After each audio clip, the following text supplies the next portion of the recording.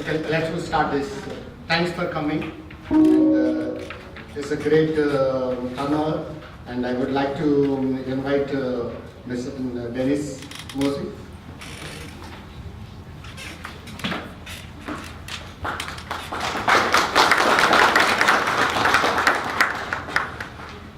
And I would like to say, can you put your phones on mute? Don't mind, please. And today's program is going to start. Dr. Kotta Shekaram Garu is going to introduce about NATS, and he's going to talk about Dennis, Mr. Dennis, what he's done and what is his career and all those things. After then, we're going to do seminar by Dennis. Then that's going to start at 11 to 12. And 12 to 1 is going to be question and answers. Please keep your question and answers between 12 and 1 and note it down, and then can I ask it? Let him complete the first hour of the seminar, what he can able to explain us what is a living trust and why we need to have a trust, why we need to have a will, why we need to have a estate planning and all those things. Keep all the questions between 12 and 1. And we have enough time, almost like an hour time we provided for them for question and answers. And I would like to say thanks for all you guys coming here, and I will welcome Dr. Shekaram Kotta Garu to introduce about NATS, and he's going to talk about Dr. Dennis. Dennis.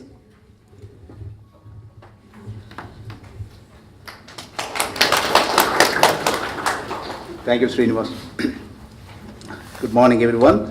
I will speak in English because we have some friends who cannot understand Telugu. This is a local chapter, NATS, North America Telugu Society. Most of you may know about the organization. One of the most progressive, advancing organization to take care of the interests of Telugu people in this country. There are very unique challenges for the immigrants. Those are the issues taken up by the NATS. NATS' main goal is, it's like a platform where anybody interested in some community programs, they can come with a program, and the NATS would provide the facilities to either take up a project in US or in Andhra, back in India. And because a lot of youngsters, they have very interesting ideas to serve community, but as an individual, we cannot do much. But as a group, we can do more. That's what is happening with the NATS. Different skills, either it can be, maybe a clean water in the village back home, or some program to help kids in US, or for about Telugu language, or culture, or social issues, or family issues, immigration issues, different aspects where we cannot get that information individually, but as a collectively, as a group, we can get that information. That's what's happening. And interestingly, Tampa is the birthplace for NATS. This is where we started. A lot of volunteers from here. We did our first program in Orlando. That's where we started. And then it picked up momentum. A lot of youngsters with a progressive mind, they joined, they brought their skills, and it's been growing very good. Several chapters throughout the country. It's a very wonderful thing, Local chapter we started very recently. It just happened. So Maladi and it's a whole team is working very good, tirelessly. And then this is the first program, and it's going to be a lot of programs like this. It'll be very helpful for everybody. So please support, bring your friends. As a group, we can do a lot of interesting programs of common goal. Now, about this event today, this morning, every family worth of something needs a worthy planning. So most of us, we miss it because of different reasons. The main reason could be ignorance. The second one is not paying much attention. North America Telugu Society took initiative as a local chapter to bring in such information. I commend Maddali Srinivas and also his team in Tampa to make this happen, and I'm sure we have a lot of programs like this in future. As saying goes, hear straight from the horse mouth. So now we hear straight from Dennis Moses. Attorney Dennis Moses received MBA from the University of Florida.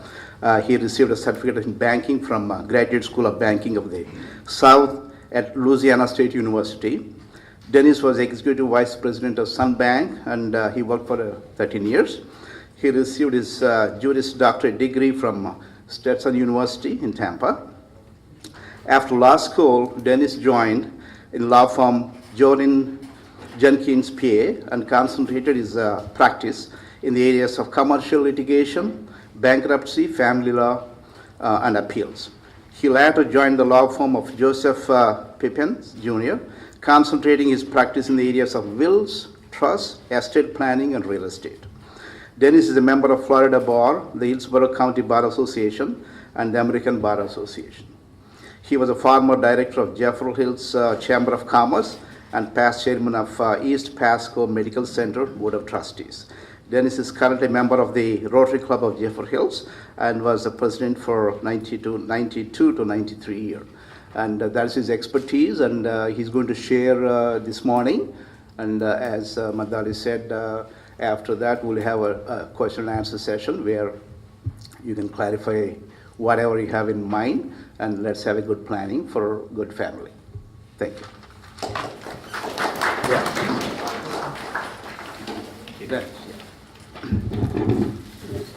Well, thank you. Thank you so much. Does this mean I'm done? Questions?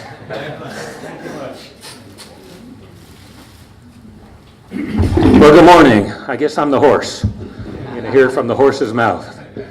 What a good group. So friendly. I really appreciate the opportunity to be with you here this morning. It's certainly an honor to be speaking with you.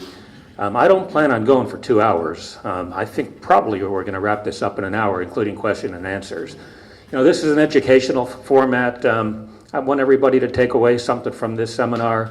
You know, we're here to learn. The only language I do speak is English, so I apologize. Hopefully everybody can be with me in that. But yeah, we want this to be informal. If you have questions, you know, please ask. That's what we're here for. But I always enjoy talking about the topic of estate planning because everybody that I speak to falls into one of three categories. The first category would be those folks that have a will. There's their primary estate planning document. How many of you have wills? You fall into that category. Quite a few of you do. The second category would be those folks that have a living trust. We have some living trusts, we do. What's the third category? Those that have what? Nothing. Nothing, right? You don't need to raise your hands. But of the wills, the trusts, the do-nothings, which one do you think is the most popular? Yeah, the do-nothings. Do you realize about 60% of the people in this country have done absolutely nothing in planning for the distribution of their estate, you know, upon their death? And I see so many young people too, and they say, well, I don't have anything. Well, you got young children, don't you? Aren't those your most important assets? And you know, my goodness, things happen unfortunately in life, things that we don't foresee, but it's nice to be able to plan and choose who we want to take care of our children and everything, you know, if something would have happened to us. So regardless what the age is, you know, something definitely is better than nothing. But let's talk about, everybody have a handout? Everybody have one? We have some more back here. And I'll be speaking from that mostly. Well, let's talk about those three estate plans. Let's start with the do-nothing plan. A lot of you here today is in that category. What do we like? What are the advantages of doing nothing, right? Well, you don't have to come see me. You know, you don't have to spend any money. There must be a lot of advantages because most people choose that estate plan. But all we're going to say about that estate plan, if you do nothing, the state of Florida will actually write your will for you. Believe it or not, it's not a very good will. It's not a will that I write frequently. Most people don't choose that will. So, you know, the only thing we're going to say about that do-nothing plan, you know, something definitely is better than nothing. So that do-nothing plan, we don't like that, right? Second estate plan, wills. A lot of you here today have a will as your primary document. What do we like about wills? Well, there's advantages of having a will. We can choose our person that we want to settle our estate if we were to pass on. We have some choice over who that person can be. In Florida, where they're called executors, personal representatives, there's some requirements who can serve as an executor in a will. If you have somebody that's related to you by blood, son, daughter, niece, nephew, mom, dad, you can trace that blood connection. That person can serve as your executor. Obviously, your spouse can serve as your executor. And if you don't have any of those, somebody that's a resident of the state of Florida can serve as your executor. So blood relative, spouse, or if they're not related in any way, they need to be a resident of the state of Florida. What else do we like about wills? Well, believe it or not, wills don't cost a whole lot of money. In fact, if you were to come to me and say, Dennis, I want a will, that's all I want, we charge you $125 to write a will. Not a lot of money, but it does a lot, in the event something would have happened to us. However, wills do have some disadvantages. And a poster sheet that that was handed out to you, you can see what they are in the middle of the page. What's the number one disadvantage of having a will? Probate. Probate. Why do most people not like probate? Yeah, it takes a long time and what? Money. Yeah, it costs an awful lot of money. In fact, there's the chart on the bottom of that poster sheet that shows different estate sizes, average probate fees according to estate size. Some of you may say you don't have a very large estate. Others of you may say that you do. But no matter what the size of your estate, it's going to cost a lot of money. And where does all that money go? Yeah, to the attorneys, right? Why do you want to pay your attorneys all that money in probate fees and everything? And that's thousands of dollars, but most people end up, it's what they want to do for some reason, when all that can be avoided. And everybody know what the probate process is? Okay, stop me if I start going on where I need to go back. Probate, if somebody dies with assets in their name alone, or they don't have any beneficiaries, then those assets have to go through the courts, they have to go through the probate process. So if somebody dies with a will or nothing, if we already talked about if somebody dies with nothing, the state of Florida writes the will, it's a statutory will. So that we have to probate Florida's will. If somebody dies with a will, we need to probate that will. And that's a lengthy process. Again, costs a lot of money, but what actually happens, the personal representative signs a petition that the judge says is okay, this person can now be the personal representative of the estate, and we can go ahead and issue letters of administration and begin this whole probate process. So the executor would take these letters of administration to whoever holds the assets, the banks, the brokers, letters of administration. If there's real estate to sell, that gives the executor, the personal representative, the ability to do all of that. And meanwhile, we have to publish in the newspaper for 90 days, give any creditors the opportunity to come in and stake a claim on the estate. And if we know of creditors, we have to put them on notice and everything, that's so they have an opportunity to come forward. And if there's assets sufficient to pay all the creditors, that's what's done. And then after the 90 days, if there's no objections or anything from everybody's put on notice, we can start beginning to close the estate. Sometimes real estate's hard to sell or whatever, and it could take a long time. Some things can take years. And by the end of the probate process, then the judge finally issues an order saying, okay, we're done now. We have given an accounting to all the beneficiaries, because the beneficiaries in the will, or the beneficiaries in Florida's will, the statutory will, needs to be kept on notice and needs to be aware of what's going on, and that's a court-approved accounting. So after all that's done, the judge issues the order, months later, that, all right, now it's okay to distribute all these assets to these beneficiaries, children, spouse, whoever. So that's the probate process, and most people choose to do that. So, but we're going to talk about ways where we can get around all of that, and most people like that. So, if you have a will as your primary document, you've chosen probate as your primary administration. Probate costs an awful lot of money, takes an awful lot of time. Second disadvantage of a will. If you have a will and that's all you have, you have no guardianship plan in place. Do you realize about 60% of us will actually become incapacitated before we pass on? Whether it's a few days, few weeks, few years, we don't know, but the odds are there, it's probably going to happen.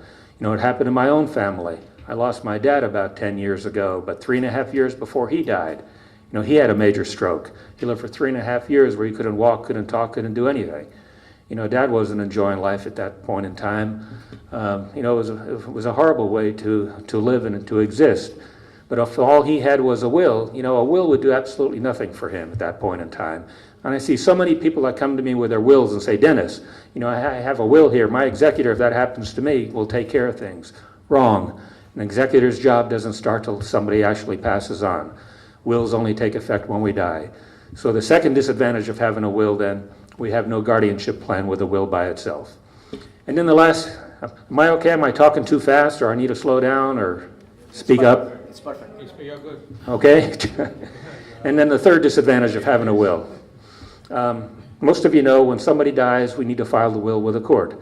In fact, the statutes say when somebody dies, we need to file the will within 10 days of a person's death. So that means, you can go down to the local courthouse if you want a copy of somebody's will that passed on, pay the clerk a couple dollars, and you can walk out with it. If there's an estate open, you can see what's going on, who's getting what, what's going where. Everything's open for the world to see. So 3 disadvantages then of having a will. The first one's probate. Probate costs an awful lot of money, takes an awful lot of time. Second disadvantage of having a will, we have no guardianship plan associated with a will by itself.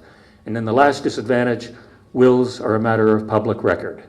So, how do we turn all those negatives into positives? A few of you here today know. We start talking about living trusts. Those of you with a living trust, what happened to probate? It's gone. Gone, right?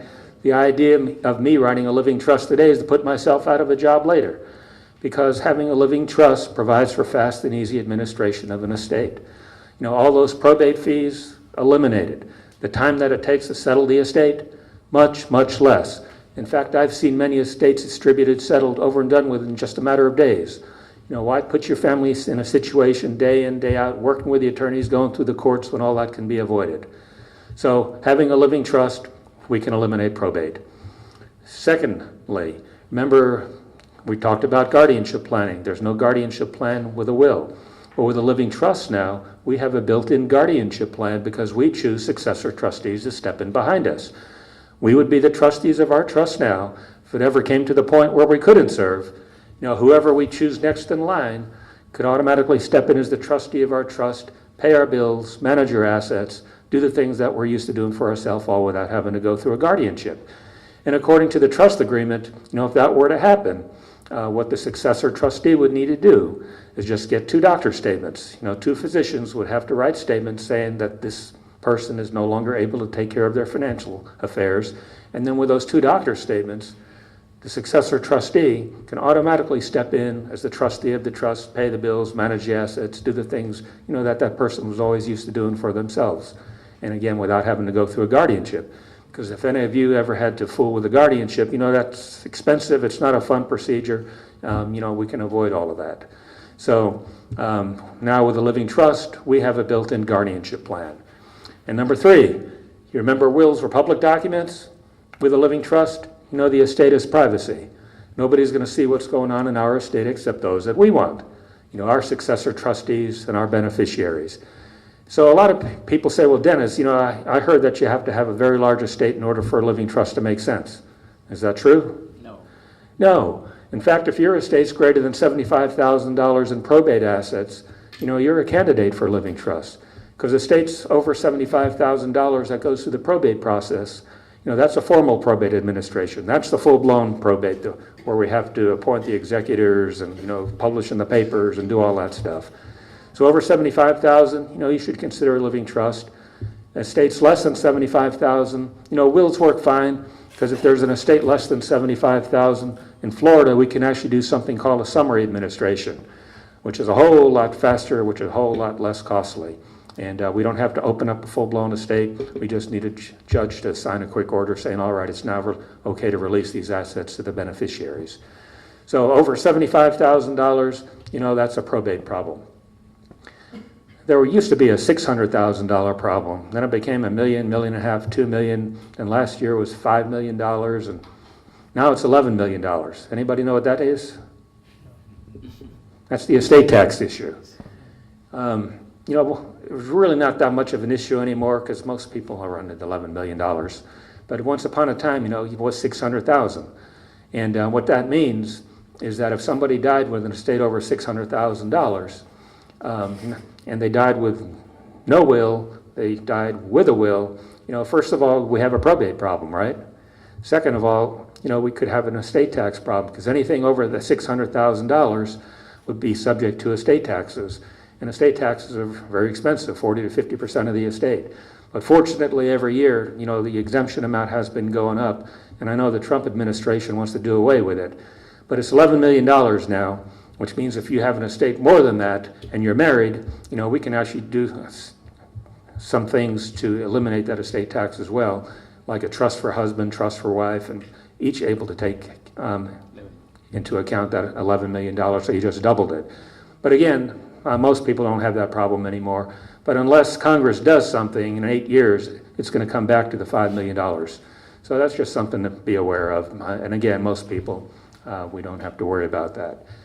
And you remember we were saying there's restriction who can serve as executors and wills? Well, a trustee in a trust can actually be anybody anywhere. You know, we don't need to be a spouse, doesn't need to be a blood relative, doesn't need to be a Florida resident. You know, it can be a friend back in India can serve as a trustee.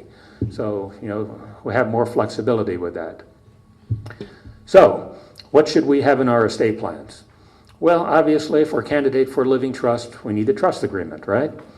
What we're talking about today is a revocable living trust. That means everything still belongs to us. In the trust agreement, you know, you would wear 3 hats. You wear the hat of the grantor, which means you're the creator of it. You wear the hat of the trustee, which means you're still in full control of everything. Nothing's different, nothing's changed.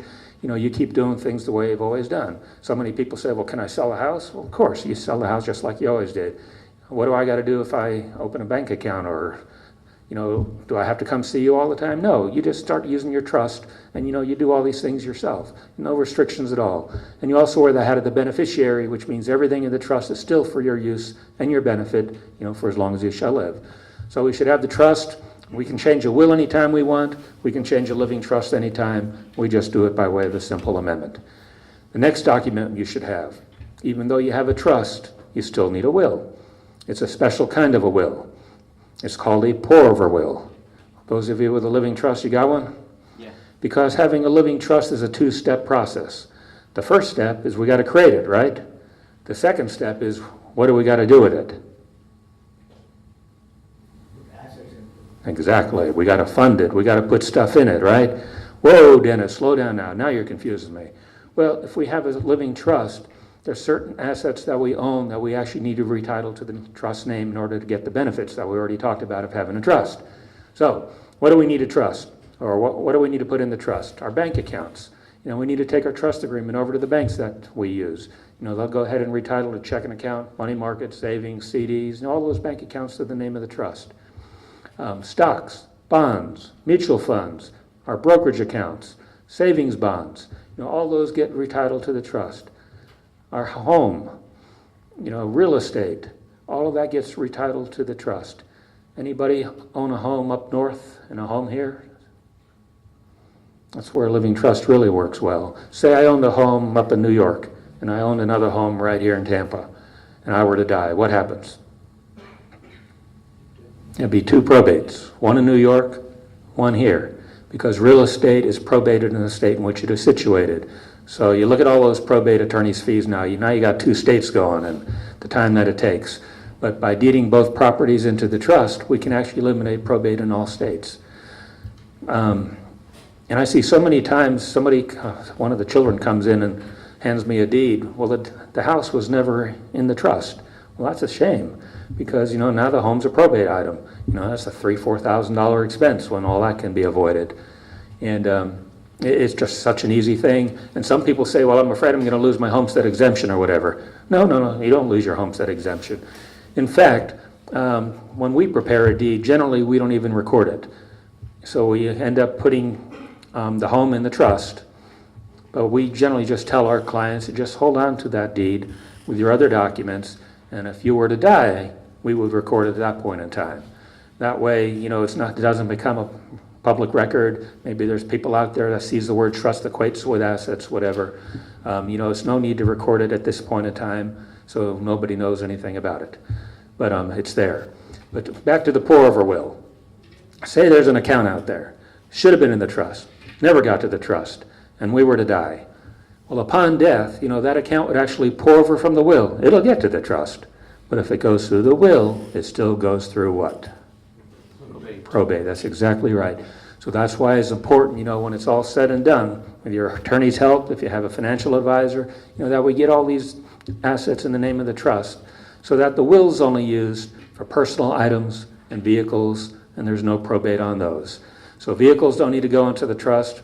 There's no probate. All the executor in the will has to do is take the title, the death certificate, and the will up to the tag agency, and they'll go ahead and transfer the vehicle without having to go through probate.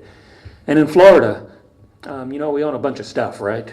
Have stuff, watches, and personal items. In Florida, how we handle all of that, we have an attachment to the will, whether it's a regular will, whether it's a pour-over will. It's called a separate writing. For any personal items we have, jewelry, antiques, knickknacks, china, anything of a personal nature. If we list all that stuff in our will and things change, then we got to redo our will all the time. So Florida lets us use this separate writing so that we can keep these things updated, as we go along the rest of our life, and we don't have to keep running back to the attorney to do that. So that's the pour-over will. And as long as I'm there, because I usually get a question by now, well, what if I put my children's names on my accounts, bank accounts, investment accounts? Is that a good idea? No, not really. I don't like that idea. What happens if I have my bank accounts and I have my daughter's name on there? One wrong turn out of the parking lot when I leave, smack into somebody. Guess what? I'm going to be sued now, right? Or better yet, say if my daughter's on my accounts and she gets in an accident, guess what? If I got her name on my accounts, they can come after what I thought was mine. But the argument is it must not all be mine because I put her name on as a joint owner. Not a good idea. And what better place to go looking for assets? Let's go see where mom and dad banks. Let's get a financial statement on them. Let's see, how everything's titled. Again, the better idea is get the assets in the name of the trust, and then upon death, all the successor trustee has to do, take the trust agreement, the death certificate to the banks, the brokers, whoever holds all the assets, gather everything up, distribute them, and everything's done. Works so much better. Well, then I always get the question, what about if I just have, say, my children on as beneficiaries of those accounts? Well, that's better than having a joint account, but I still don't like it as much as having a living trust. Because, say I were to become incapacitated, I can't access those funds. Even though I have beneficiaries on there, they can't access those funds because, I'm still living. And also, if I were to become incapacitated, what's nice, remember we talked about the 2 doctor statements.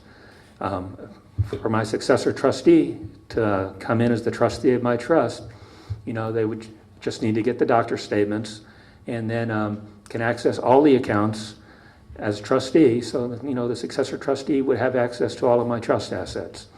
So, again, the better idea, get a living trust, get the accounts, get the assets in the name of the living trust. What doesn't go into the trust? Well, retirement accounts. We can actually name the trust as the beneficiary, or else those can actually pass by beneficiaries. So if you're married, IRAs, 401ks, things like that, husband, wife, primary beneficiary, children, you have secondary. Having said that, if you have minor children, and in certain situations, we might want to name the trust as the secondary beneficiary. Unmarried, you would name the trust as the beneficiary of the IRA. If you are married, you would name the trust as the secondary beneficiary. But not always. That's by case by case. Retirement account. So they can go by beneficiary. Same thing with life insurance. If you're married, husband and wife, primary beneficiary, you name the children or whoever you want as secondary beneficiaries. That passes outside of your will, outside of your trust. But again, in certain situations, we might want to name the trust as the beneficiary, especially if we have minor children. That way, because life insurance numbers are generally some pretty big numbers. If we were to die, then the insurance is payable to the trust. Trustee has access to those, for the benefit of the minor children. And what's nice about the trust, if there's a minor involved in a distribution, you want to leave to your children, grandchildren, great-grandchildren, whoever, the trust agreement provides for like a guardianship. It's up to the trustee to hold a minor share in trust for them to become of age 21 or whatever age you want. Except that the trustee has discretion to use the minor share for educational expenses, getting them through college, special needs, things like that. And there's a lot of things that you can do. I had a lady come in my office once. She says, and she has substantial assets, but she says, I want to leave to all these people. There must have been a list of 30 people or something. And she said, I want to go one step further. Nobody gets anything till they turn 65. Well, that's what I kind of did. I kind of laughed, and she said, what's wrong with that? I said, well, nothing. Everything belongs to you. You can do whatever you want. But her idea was, she wanted everybody to work hard, and that would be like a supplemental retirement income, when they turned age 65. That's kind of a nice thing. But she came in a year later. She says, well, that's stupid. So she went ahead and amended the trust. Said, let's just give everybody, when her death occurred. So, and what's nice about the trust, we just do a simple amendment, and whatever's in the trust, all those assets, is just governed by the trust agreement. So, you can change it as much as you want, and it's real easy to do. Okay, so that's the trust agreement. That's the pour-over will. Everybody have a durable power of attorney? I don't see 100%. Probably the most important document out of everything, where we give the authority to whoever we want, basically to do anything for us. Make financial decisions, handle bank accounts, investments, sell the house, sign our name. It comes into play if we were to become incapacitated. Somebody's able to make decisions for us. Plus, that person can also make health care decisions for us if we can no longer do that ourselves. That person can enforce our living wills. And we have a pre-need guardian provision in there, which just means if a court ever determines that we need a guardian for whatever reason, we're choosing who we want to serve in that capacity now, rather than a court or a judge or anybody else making that decision for you later. Wills take effect when we die. Power of attorney documents are only good while we're living. And we had a major statute change about 5 years ago. Instead of a simple 4-page document, now there are 15 pages, require your initials and different things. And that's the one document that can and will become stale at some point in time. So, we generally notify our clients, every 3 to 5 years it's time to update the durable power of attorney document, because it gives somebody so much authority, banks, financial institutions, and other, are sort of leery to rely on that document. Say it's 10 years old. Sometimes their argument is, all right, that was this person's wishes 10 years ago, but how do we know it's that person's wishes today? So that document needs to be updated, periodically. And then the last document is a living will. After Terry Schiavo, I don't have to explain what that is. Don't keep us on life support if there's no life, that sort of thing. And a lot of people confuse that with a DNR. And our physician friend here can speak more about that than I can. But some people say, do you include a DNR? Well, no, DNRs are issued by doctors. I do not resuscitate. The difference is between a living will and a do not resuscitate order. With a living will, say I had a heart attack. My goodness, I want the paramedics coming. I want everybody coming, doing everything that they can. Try to bring me back, get me healthy again. But after they tried everything, and I'm basically in a vegetative state, for all practical purposes, there's no life, nothing they can do, no chance of recovery. Then after they tried everything, then I'm just authorized in the medical field, stop all the heroics, life support, and all of that. The do not resuscitate. Say I had a series of strokes, and I'm really in sad shape. So a doctor would, it's actually a yellow form, people keep it on their refrigerators, which just means, look, don't even try. Don't send the medics out. If I were to have another stroke, heart attack, whatever, just let me go. Don't do anything. So there's a big difference. People have to be terminal for that. Some people tell me they do have a do not resuscitate. I said, you look perfectly healthy. Well, I am, but I don't want any of that. Well, that's up to, I guess, every individual. But normally most people want the paramedics to come and do everything possible that they can. So, do you want me to talk another 25 minutes? Or do you want to have questions? Oh, let me just say this. I usually get a question, too, about Medicaid. When we get older, how do we protect the estate? people start giving assets away and everything else. And, they talk about a 3 or 5 year look back. And my response to that is don't do that. First of all, most people don't want to give their assets away that they work so hard for all their life.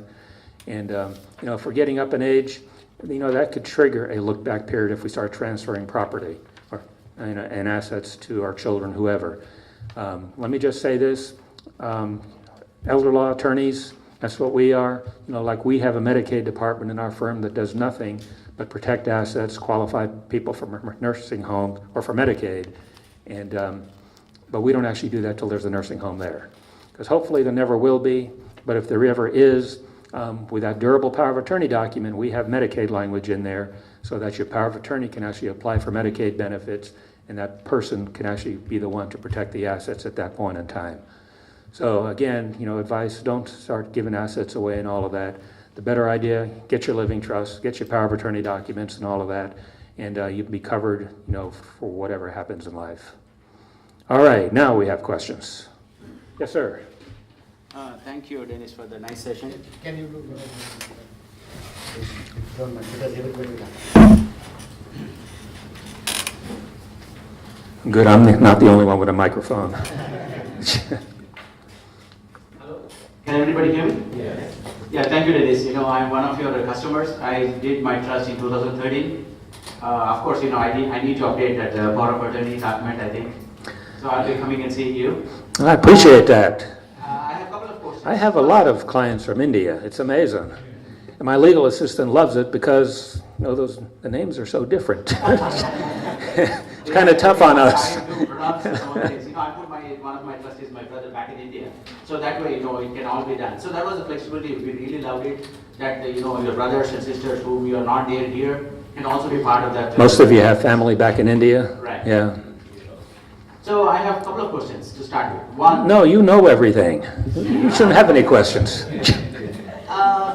If it is 11 million right now, as a part of the new 2018 law, does it is advantageous to do a single trustee, like a wife has a sole trust, husband has a trust, or a joint trust, it will go to 21 million? Yeah, if your estate's less than $11 million and you're married, we generally would do a joint trust.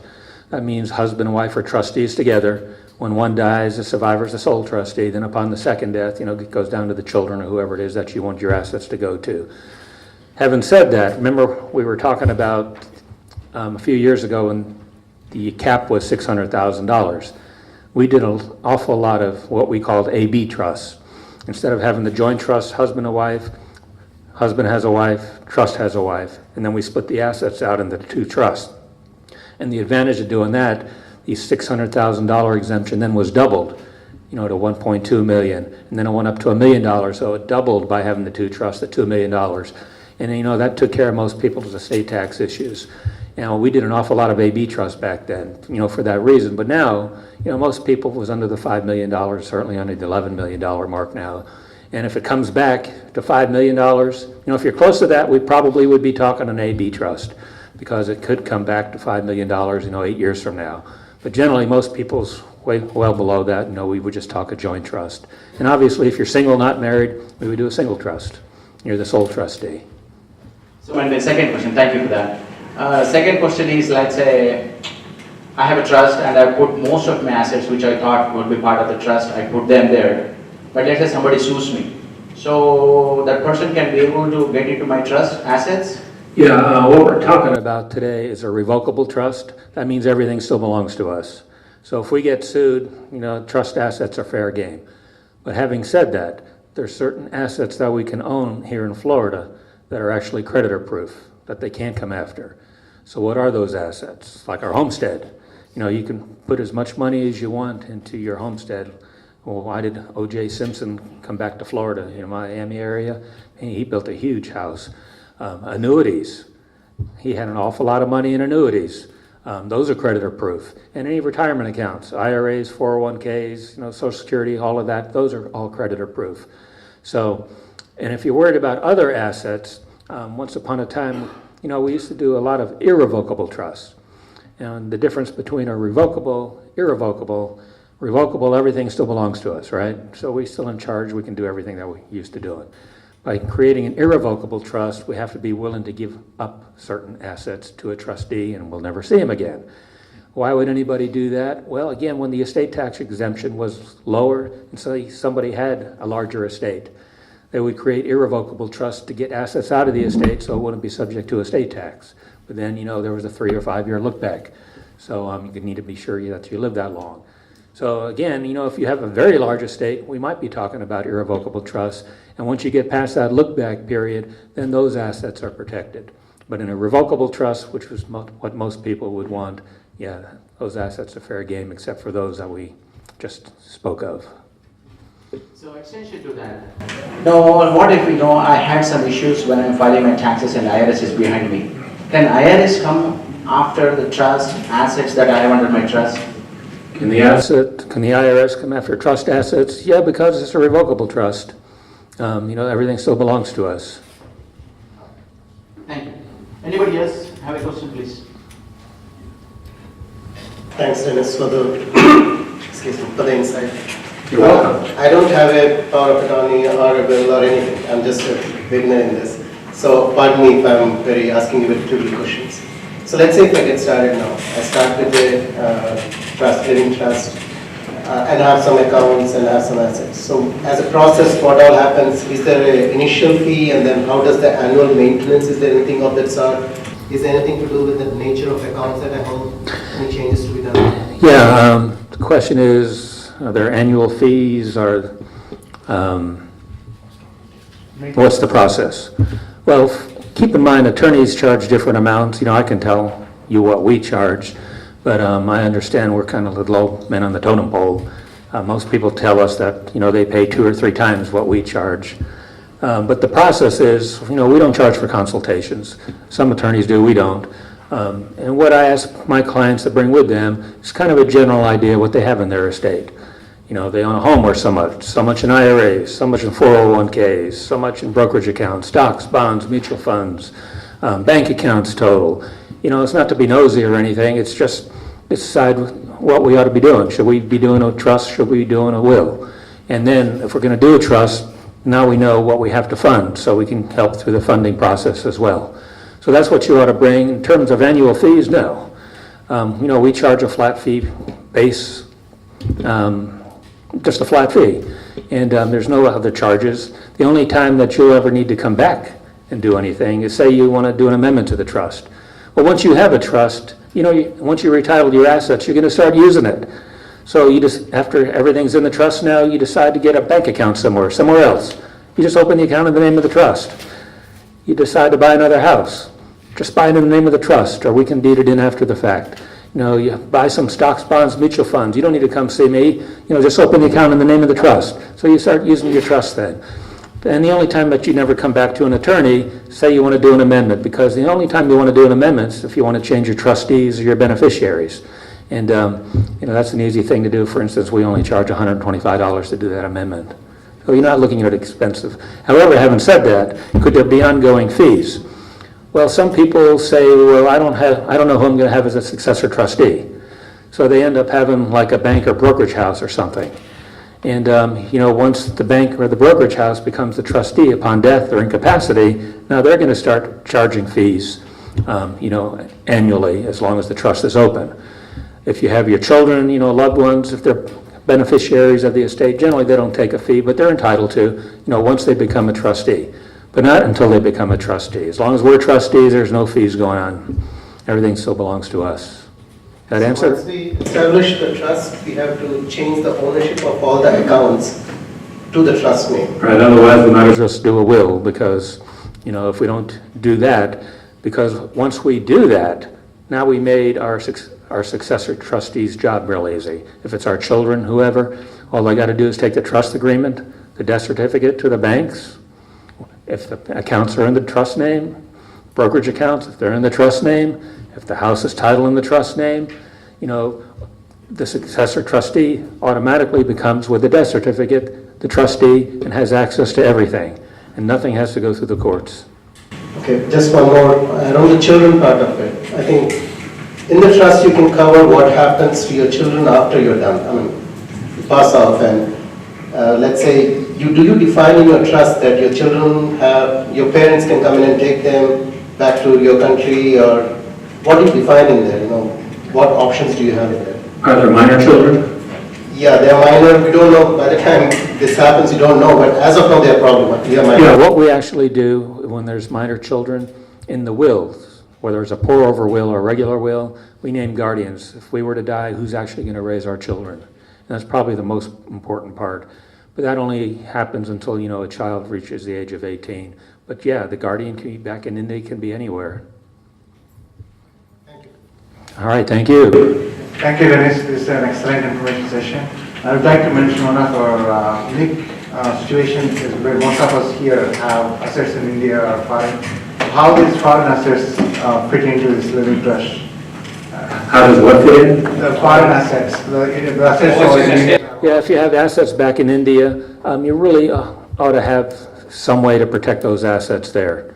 Whether it's a will back in India or I don't know if they have a trust or whatever. They do. You would just create that there for any assets that you have, in another country. But say you're not even a resident here and you have assets here, in Florida or the United States or whatever. Trusts work really, really well for that because, we can keep all those assets out of probate and simplify all the assets that you have here in this country. So it works very, very nicely. So we can add those assets into the living trust here? Can you do what? We can add the assets from No, you can't add the assets there to the living trust. You need to do something there for those assets. They have similar laws. Yeah, the doc says there's similar laws in India. Yes, sir. Couple of questions. I didn't catch that other will. You said regular will and poured over will? What Pour-over will. I had a lady at a seminar once say, what is that, pour-over will? What do you call that, a spillover will or something? Well, call it what you want, spillover, pour-over, because it's whatever is not in the trust, that should have been in the trust, will actually pour over from the will upon death to get to the trust. But again, if it goes through the will, it still goes through probate. That's exactly right. So the trick is not to use that will. Get everything retitled to the trust, and there's nothing for that will to do. Okay. You covered a couple of other things like durable power of attorney and then guardianship. So in case of trust, the guardianship is covered by the trust itself? Yeah, guardianship, because if we were to become incapacitated, our successor trustee can automatically step in with the 2 doctor statements to be the trustee of the trust at that point in time. So that's guardianship plus the durable power of attorney.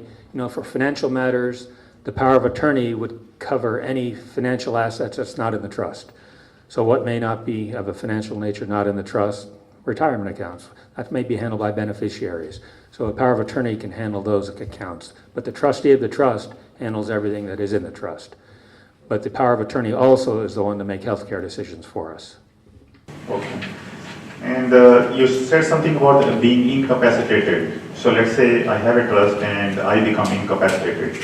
I'm still living, so the trust still helps? The trust still helps. Yes, absolutely. Who is the owner of the trust? Because your successor trustee, it can be a family member, whoever, can automatically become the trustee of the trust. So if you were to become incapacitated, the successor trustee can now pay bills, write checks, manage assets, do the things that you were used to doing for yourself. So it really comes, it works very, very nicely during incapacity. Okay. So another question I have is irrevocable and revocable trust. In case of revocable, I'm still living and I can still control my assets. You said irrevocable. In that case, I guess I lose the control over the trust. I'm willing to, you said something about willing to give up. What does that mean? Well, an irrevocable trust, you give certain assets away, you got to fund that trust. And you can't be the trustee of that trust anymore. Somebody else has to be the trustee of that trust. So, and again, the only time that really is used, sometimes for nursing homes, planning, that sort of thing, get assets out of the estate. It was used once upon a time when the estate tax exemption was so low to get the assets out of the estate. But really, we hardly ever do an irrevocable trust at this point anymore. Did I answer that question? Yes. So, follow-up question on the same irrevocable trust. I guess the way I understand, we put in some assets into the trust and we are willing to lose control over them. So let's say I trust. That's an irrevocable trust. Irrevocable, sorry. So irrevocable, let's say I choose my brother to be owner of the trust. Right? And I fully trust my brother. Is it safe to say, I mean, the way it sounds like irrevocable trust is probably the most preferred thing as long as you trust someone that it will not happen. No, we don't ever recommend irrevocable trusts. I don't think you want to, even if you trust somebody, I don't think you want to give up your assets. Yeah, you want to hold on to those. But I mean, the asset still stays in the trust, right? Yeah, but you don't have access to them. You're not in control of that anymore. You don't want to do that. I misunderstood. I thought the trust is there, you put in the asset and irrevocable means. Well, what we're talking about today is a revocable, not an irrevocable. So revocable, everything still belongs to us. That's what we want. Unless there's a good reason to go with an irrevocable, and anymore, there's not many good reasons to do that. But having said that, the living trust that we're talking about, our revocable living trust, becomes irrevocable upon death. So nobody else can change anything in there at that point in time. Another question I have is on the joint I ownership. think we need to discuss. Oh, sorry. Please, if you don't mind. Okay. In the last, you can make a motion. If a couple are both beneficiaries in starting the irrevocable trust, if they both, let's say, perish, what happens to the trust? Does the trust get dissolved, or the beneficiaries of the trust automatically inherit the trust? Yeah, the beneficiaries automatically get the assets, and then when all the assets are distributed out of the trust, then the trust ends. Can they continue to have the trust in place, or not? Some situations, some people have a distribution schedule that goes out over time. Say, they want to start at so much at age 30, so much at age 40, 50, whatever. Then the trust stays open until, everything's finally out of it. So there's certain times that, you can keep assets in the trust and just keep it going. But if you do that, just keep in mind, then the trust has its own tax return upon death. We need to do tax returns every year that trust is open. And I didn't mention that either. When you have a trust and you're still living, you just do your 1040s or your taxes just like you always do. Nothing's changed there. It only changes a tax return for the trust upon death for as long as that trust stays open. The other question was, you recommended not to put retirement accounts or life insurance proceeds from putting into the trust, and you said it's let the beneficiaries get the proceeds. Is there an advantage to having the trust be named as a beneficiary of life insurance or IRAs? Well, the advantage of the IRAs, retirement accounts, life insurance, name of the trust, the beneficiary, especially for minor children, because minors can't inherit. Adult children, let's say. They have adult children. Say if one adult child's not good with money or whatever, then at least the trustee can oversee that for him or her. Yeah, and I have so many clients, say they have a couple children. One's great with money, the other one's terrible. So what we do a lot of times, just give the one that's good with the money, their 50% right away, and that child can be the trustee of the trust and put the other ones out over time. And you wouldn't believe some things that people do to try to control from the grave. Sometimes, I'd say, enough's enough. You gotta, if you're nice enough to, provide for your children, grandchildren, whoever, and, if they go out and blow it, it's not your fault. If they can't do it or they just want to be stupid about it, you did everything you can. But you can put some control there. But sorry, one second, one quick question. If you put it outside, then it does not fall into the tax bracket of 11B. No, it's still part of the estate. Even if it's outside the trust, everything that we own, life insurance, 401ks, everything's still part of our estate. And the estate is, part of the $11 million. I know you mentioned some of the properties cannot go into the trust or something like this, like investment properties also can put under the trust. Which property? Investment properties. Investment properties? Oh yeah, they can go, if they're in your individual names, we would just deed those properties into the trust. I didn't mention LLCs and corporations too. How those work, if you have property, say, on an LLC, you would have an LLC book when you form the LLC, and in the book are membership certificates. So instead of you issuing a membership certificate to yourself, you would just issue a member certificate to the trust. And that certificate, and that's just internal, it's not registered anywhere, and that would keep everything in the LLC out of probate, bank accounts, whatever else associated with the LLC. If you have an S corporation or something, you don't retitle corporate accounts into the name of the trust because they're in the corporation. But you have a corporate book, and it has share certificates inside. So instead of you being the shareholder, you would just name the trust as the shareholder, just like owning General Motors stock or whatever. That would be retitled to the name of the trust. So your share of your private corporation would be titled to the name of the trust. So when you do that, like multiple investments and properties, all our accounts under one trust, so how do we pay the taxes? So, is it trust pays the taxes to the IRS? Yeah, you still pay the taxes. It's all under your Social Security number still. So the IRS doesn't even know anything. They just see your Social Security number, and that's who pays the taxes. So the individual person will pay the taxes as is, and the trust is just a holding. Yeah, the trust is just an extension of yourself, basically. Okay. Everything, in effect, still belongs to us. Trust is like a pure umbrella. It is sitting on top of you. You are under it. You are the one who does everything. So is there any expiration for the trust? When we prepare the trust, like is it okay, this is expires after 10 years, after 15 years? Nope. In fact, legally, the maximum time that any trust can last, we actually have a rule of perpetuities clause in a trust agreement, which just means that a trust cannot last longer than 21 years after the death of the last person that's entitled to receive any of the trust assets. So that's way out there.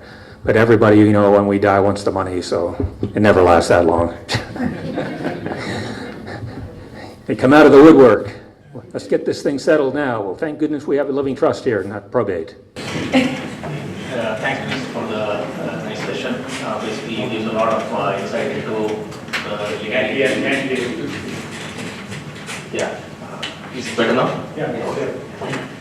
Thanks for the session. You're welcome. A couple of questions. One is like for many of us who are not into the residency yet, so we are dependent on the immigration procedures a lot. So if a trust is established and then in the event we had to travel back because of the immigration processes, so can the trust be still enforced while we are away? And there is an addition, like... Yeah, you would own assets in the States here. So all those assets would go into the name of the trust. So whether you go back, you still can have your assets in the trust here, and that would just keep everything out of probate. Okay.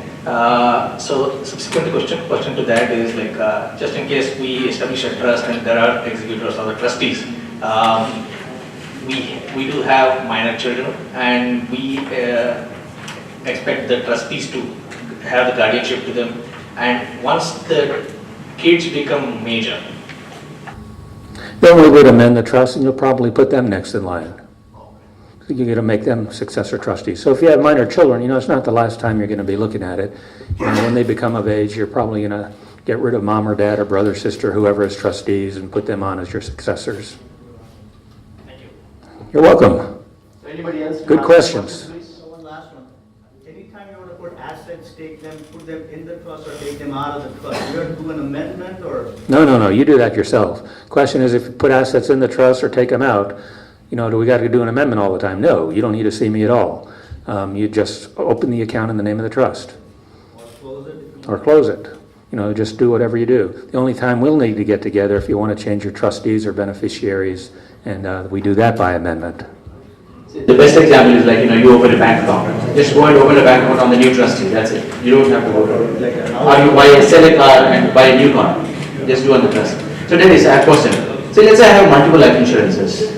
And I want to have a couple of life insurance is an irrevocable trust because I just want all the proceeds to go to my children. I know for the fact.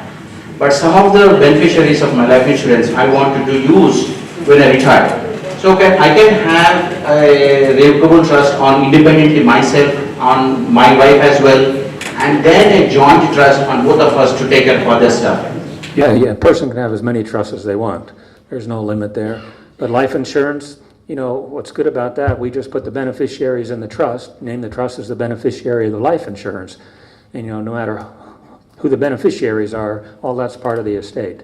So, you know, and what I always recommend to my clients, you know, use percentages, because we never quite know what we're going to have when we pass on. So I like to use percentages. You know, if you want to give specific amounts to people, just make sure they're not large dollar amounts. You know, if you want to give $5,000 here, $5,000 there, but, you know, don't be giving $100,000. By then, we'd be using percentages. Right. So when you talk about the will and you really clearly explain what are the disadvantages of the will, the probate, the cost, blah, blah, blah, and what are the disadvantages of a trust? Do you know any? The disadvantages of a trust, I don't know. Yeah. And there really aren't. My parents had them, my in-laws got them, we got them. We've done thousands of living trusts, and some lawyers, they write wills for whatever reason. Why? Well, the numbers are there, I guess. But, you know, what's good for most clients is a living trust. It really is. It makes things so easy. And, you know, it's usually the children that we hear from. You know, it's hard enough losing mom and dad, but they could never believe that settling the estate could be so easy. And that's what it does. And I guess I was asked, I don't know who asked me the question. You? Do I give discounts? Yeah. Is that from you? So basically, you know, as a, I know we all talked as a part. Of course, I called you and, you know, we talked that. So as a part of today's session, the firm is going to offer 15% discount on the regular fees because you've been here. Yeah, I don't know how he did that with us. We have never discounted our fees because our fees are so low to begin with. Let me tell you what they are. If you're married, we would do a joint trust. Husband and wife be trustees together. We do the joint trust. We do the pour-over wills. We do the durable power of attorneys. We do the living wills. We deed your home in the trust. What you're looking at cost-wise for a married couple is $795. Unmarried for the whole package is $695. If you just want the will package, you know, the will, the durable power of attorney, the living will, that's $310. Again, not much difference cost between the trust and the will. And like my friend here said, we'll go ahead and discount that 15% to you as well.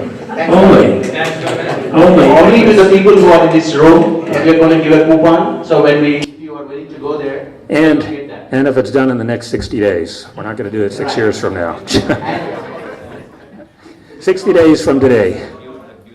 And let me say this, on the back of that poster sheet is where our offices are. I actually work out of 4 of them. I work out of the Tampa office, Zephyr Hills office, Trinity office, and Lakewood Ranch. So depending on, you know, wherever you are, wherever you live, you know, those are the ones that I handle. My phone number's on there. My name's Dennis. You can circle my name or whatever. I'm at extension 302. So any of those numbers will get me extension 302. Yes, sir. I know this is a very general, it's very general information and very nice, detailed questions and answers. That's fine. So when we do this trust, when we come to your office, we can go like a personalized questions and answers to make sure before we do the final. Oh yeah, how we work it is that, you know, I just get some information from you. Probably what would help a lot too is just write out everybody's name for me. So and how we work it is we get half the fee up front. We'll send you out drafts of everything. You know, take a look at the drafts, make sure everything's the way you want. We get back together, we go over everything in detail, we get everything signed, and we get the rest of it then. Just to summarize, what Dennis has said is, for a joint trust, it will be $795 and 15% discount on that $795. Am I right, Dennis? Yes. That's right. It hurts. It hurts. This is the only group that's ever done that to me.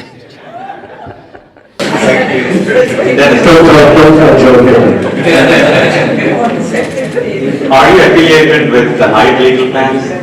Which legal plan? Hyatt? Oh yeah. So how does it work? You know, my company offers Hyatt Legal Plan membership. Well, that's a great plan. So you would just go online or call Hyatt and get some case numbers. When you call for an appointment, we'll get those case numbers from you. We'll look up your coverage, and generally they cover just about everything. But the living trust arrangement that you're going to offer will be covered by the case number? It depends on your plan, but most people, the trust package is covered. Sometimes it's just the will, the living will, and the power of attorney. But most of the time, but that's why we ask for the case number so we can look up and just see what's covered for you. Okay, and then we pay the differential. If you say you're covered for wills, no trust, then you would pay the differential. But most people it's covered for the whole thing. Okay, so most likely we'll start there then. All right. Once we establish the trust, how easy or difficult it is to change the ownership of our accounts? Very easy to change the ownership. The major banks, they know how to do it. They just want a copy of the front and the last page of the trust agreement, usually, and they'll go ahead and retitle the accounts. Generally, you don't have to open up new accounts. They just retitle. It's an internal thing from you to the name of the trust. Brokers, if you have brokerage accounts, they know how to do all of that. We take care of the real estate, so and you got the rest of your life to do it, too. And when we start the process, do we see you or do we see your representative? No, you see nobody else but me.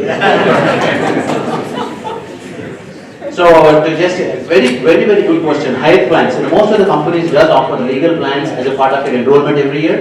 If you have a legal plan in your office, please do take advantage. It costs only bloody $12 to be part of that plan. And I did as a part of Hyatt plan with Dennis in 2013.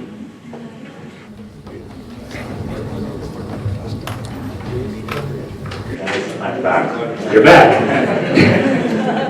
So I think you started your session by saying a lot of 60-70% people don't do anything, right? I think the part of the problem I see is we don't even know how many things we have. And I was under the impression that unless I really, can everybody quiet down please? So part of the problem I kept procrastinating because I'm too lazy to find out what I have. I have so much, I'm just like everyone else. So question I have is, in trust, do you have to go asset by asset and change the ownership one by one? Or there is such a thing, a document stored separate, where we say everything in that document comes under trust? Well, whatever the assets are need to be retitled to the name of the trust. So, if you have 10 accounts in a bank, all 10 accounts are going to have to be retitled to the name of the trust. But the bank takes care of all of that. Okay, but we still have to initiate. You got to initiate that. I still have to follow up Yeah, and change the ownership. and if you have a brokerage account, you got a bunch of stocks and bonds and everything in the brokerage account. Well, they're just going to retitle the account, so that'll automatically retitle everything that's in the account. So it's a relatively easy process. Okay, follow-up one question on the same thing. Let's say I'm in process of doing, and let's say there is a life insurance, which is not currently changed to the ownership of the trust. And that life insurance policy, let's say survivorship, is to my wife. At the time of death, that life insurance sum, let's say $1 million, that goes to the tax if it is not part of the trust. You said you. Well, if your wife is the beneficiary, if both of you were to die, that would have to go through probate. But let's say only I die and the amount goes. Then it automatically goes to her. Anything with beneficiaries passes outside of your will, outside of your trust, right to the beneficiaries. But will it be taxed? Will it be taxed? Well, life insurance generally is not taxed unless there's estate tax issues. But no, there is no inheritance tax unless you go over that magic number. So everything just passes tax-free. Unless it's like a retirement account, 401k, IRA, something that's tax deferred. At some point in time, Uncle Sam's going to have to be taken care of.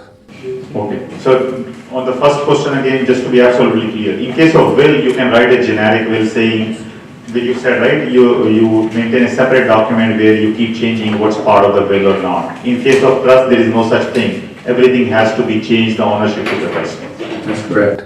Well, it doesn't have to be. Like if you don't change the ownership of the assets in the trust, you just wasted your money of getting a trust because now it's going through the will, right? You might as well have just written a will. Regular will, no trust, if you're not going to change the ownership. So the trick to making the trust work is to get those things retitled to the name of the trust. Thank you so much. All right, well, thank you. Why don't we adjourn in a few? I'll stick around for a few minutes. If you have questions, I'll be glad to answer them. Is that all right? Thanks a lot. It's been a pleasure. Hello, all. On behalf of NATS, it's my privilege to give a vote of thanks speech. NATS extends a very heartfelt gratitude and appreciation to Mr. Dennis Moses, who has given his valuable time to this very informative seminar. Thank you, sir. Thank you. I also sincerely thank the guest invitees for taking some of your valuable time, your weekend time especially, to attend this seminar, and I hope it's very educational and useful for all of you. As events like this can't happen by themselves, I would like to thank a few people. Firstly, I want to thank a very important person, Mr. Srinivas Malladi, for his leadership in the identification of the resources to make this event happen. I thank Mr. Srinivas Nanapaneniga and his advisory board committee who came up with this excellent and important suggestion of having a will and trust seminar for the community, especially for the Indian immigrant community, to know the law of the land and how to secure the finances for the loved ones. Special thanks to Mr. Shyam Tangarala and all his event management services team for the event setup and organizing this event so wonderfully. Thank you. I thank Mr. Ramesh Kohli and his PR team for coordinating with guest registrations today. So thank you. I also thank Mr. Ogandar Monagala and his web committee team for handling the event registration, and Mr. Sudhir Mikilneni, who volunteered to capture today's wonderful moments. Thank you. Also, I thank Mr. Adi Kantapuri and his social service team for volunteering their time to help this event. Thank you. Lastly, but most importantly, we at NATS Tampa Bay chapter would like to thank Mr. Srinivas Guttakonda, NATS chairman. He wanted to be here today, but because of prior commitments, he couldn't attend. Mr. Sekaram Kotta, NATS National Advisory Board, and Mr. Prashant Penamaneni, NATS Board of Director, for the kind guidance to make our first event go smoothly. Thank you. Now I would like to invite Mr. Parmigaru to come and facilitate Mr. Dennis Motors with a plaque of appreciation. I would like to also invite Mr. Prashant Penamaneni and Mr. Srinivas Nanapaneni onto the stage along with Parmi.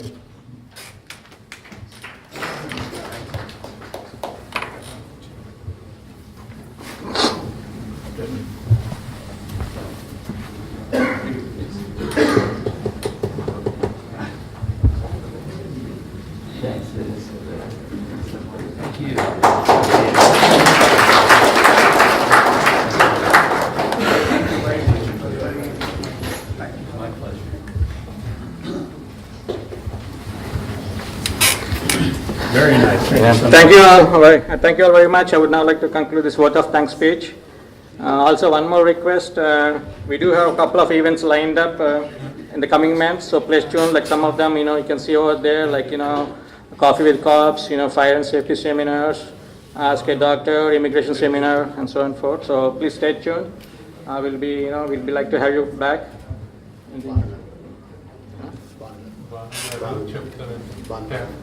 Okay, I also like to invite Mr. Bani Prakash Duripara to come on and talk a few things about his organization. I would like to thank Mr. Dennis Moses for the wonderful seminar this morning, and would like to congratulate Srinivas Malladi and his NATS team for this wonderful seminar. This is very educational, and I confess I did not have a trust, and I decided to do something in the next 60 days. Yeah, hope I can get the discount, right? So.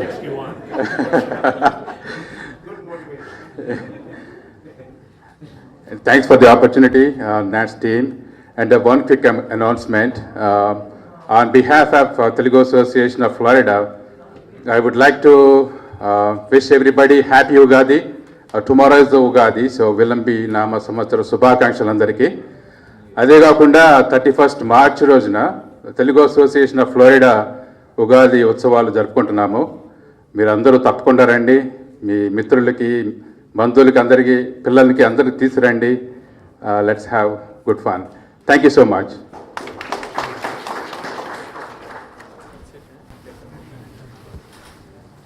Thank you all. That's it. So have a wonderful day. Thank you.